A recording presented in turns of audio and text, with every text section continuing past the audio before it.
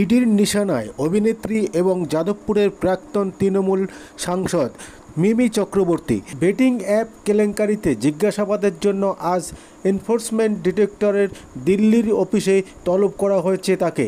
পাশাপাশি আগামীকাল 16ই সেপ্টেম্বর অভিনেত্রী উর্বশী রৌতেলাকে বেটিং অ্যাপ মামলায় জিজ্ঞাসাবাদের জন্য তলব করা হয়েছে।